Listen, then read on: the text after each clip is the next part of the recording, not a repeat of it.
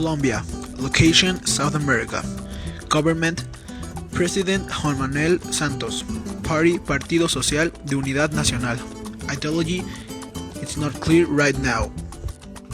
According to the Happy Planet Index of 2015, Colombia achieves a Happy Planet Index score of 59.8 and ranks number 3 of all the countries analyzed.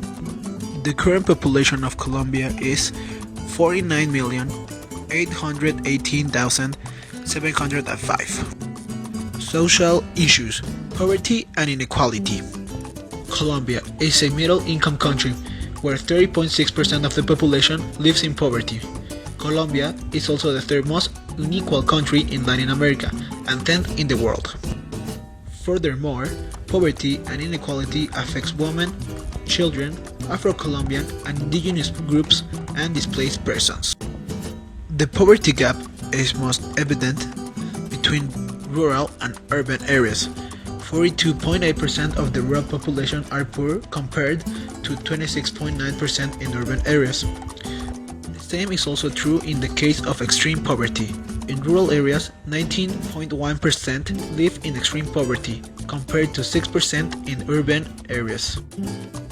Rural poverty is of particular concern given that poverty and exclusion in rural areas has traditionally been one of the root causes of socio-political violence in the country and continues to be an important conflict accelerator. The land issue. One area where rural inequality is most profoundly expressed is in the inequitable distribution of the land. Land concentration in Colombia is based towards large landowners at the expense of rural small-scale farmers. Little more than 1% of the landowners own more than the half of rural land. Concentration of land ownership has increased over recent years, pulled by the forced displacement of rural communities. It is estimated that around 8 million hectares of the land have been abandoned by people fleeing by the conflict. Unequal land ownership deprives rural farmers of a livelihood and so perpetuates income inequality. Additionally, by reducing the land available for small-scale farmers to produce food for subsistence, unequal land ownership contributes to food insecurity, resulting in health problems, including malnutrition, anemia, calcium deficiencies, and deficiency in calorie intake. As another important factors of Colombia's social issues, we have poverty and vulnerability. According to the UNESCO, poverty, by definition, involves the systematic violation of economic, social, and cultural rights that affect almost every sphere of life, and which are frequently interdependent. Very few poor people work in the formal sector. If they worked in the formal sector, they would have access to healthcare and pension benefits. One of the biggest disadvantages on poverty is insecurity and the inadequacy of the social services that they have access to. In addition, poor quality and access to education affect children from poor families, making it even harder for them to break the cycle of poverty.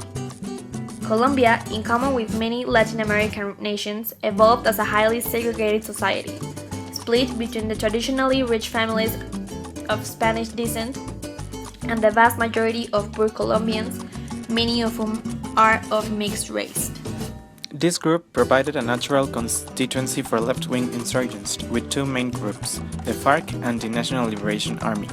At the end of the political spectrum were right-wing paramilitaries, with roots in vigilant groups set up decades ago by landowners for protection against rebels. The main group was the United Self-Defense Forces of Colombia, which officially, at least, has been demobilized.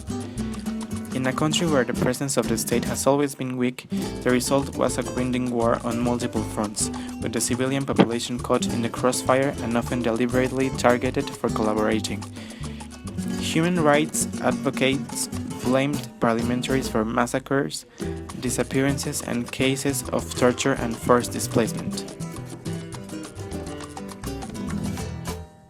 Northern Ireland delegation of Colombia peace talks.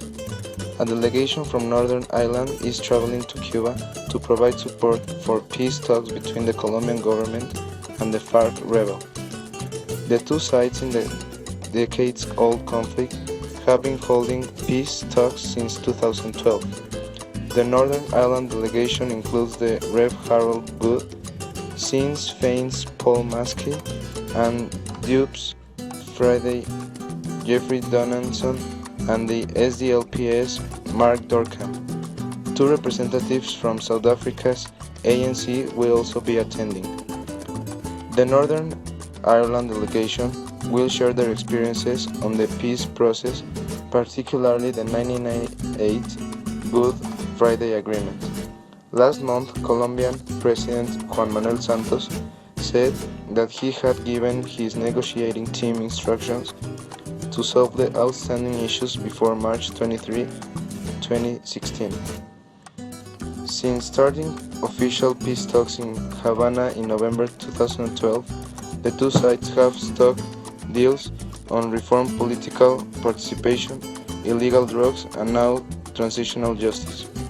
However, none of these agreements will come into force until both sides put their signatures to find final agreement. Crime drops after Venezuela border operation. The Colombian government has acknowledged that crime and smuggling have gone down since Venezuela deployed thousands of troops along their common border 2 months ago. The move was initially criticized by Colombia, which complained that it had not been consulted. But Colombian Defense Minister Luis Carlos Villegas has now published a review hailing the number of murders in the border area has dropped by 10%, he said. More than 150,000 gallons of petrol and 400 cattle have been seized by Colombian forces since Venezuela's border security operation was launched on the 19th of August, added Mr. Villegas. We have reached a new era of cooperation with Venezuela's defense minister, he said.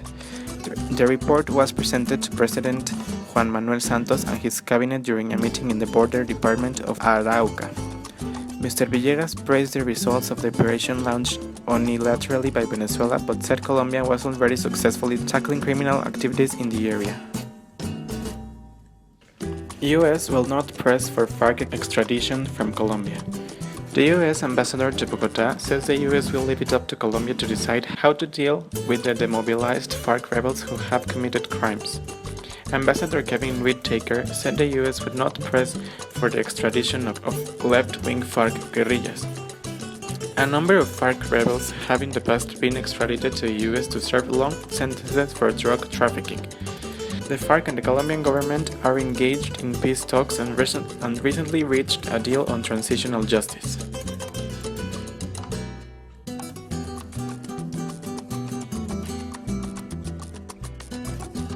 Speaking to Colombia's Caracol Radio, Ambassador Whittaker said the agreement the Colombian government and rebel negotiators had reached on September 23 was historic. Under the deal, rebels who have committed political crimes as part of the conflict will be granted an amnesty. Only those who refuse to own up to crimes committed will be sent to ordinary prisons, while the others will undergo alternative forms of punishment. FARC negotiators have in the past said they would not accept any agreement which could see their members deported to the United States. They have also been pushing for the release of the senior FARC rebel known as Simon Trinidad from U.S. custody. Trinidad, a senior FARC rebel, was deported from Colombia to the U.S., where he was sentenced to 60 years in prison for plotting to hold 3 Americans hostage.